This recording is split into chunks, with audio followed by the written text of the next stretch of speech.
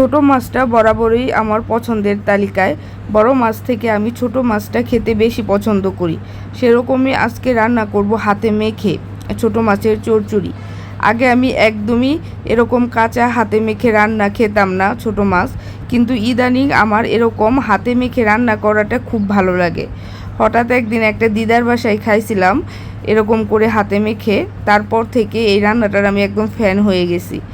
এই তো প্রথমেই আমি পেঁয়াজগুলি ভালো করে নুন, হলুদ, মরিচের গুঁড়া, তেল দিয়ে ভালো করে কষলিয়ে মেখে নিছি। এরপর বেগুন আলুগুলি দিয়ে মেখে নিলাম। এরপর মাছগুলি দিয়ে আলতোভাবে মাখছি, সেরকম জোর দিয়ে মাখা যাবে না, জোর দিয়ে মাখলে মাছগুলি ভেঙে যাবে। এরপর হাত ধুয়ে একটু জল দিয়ে দিছি সামান্য, এইখানে তেমন জলের দরকার নাই।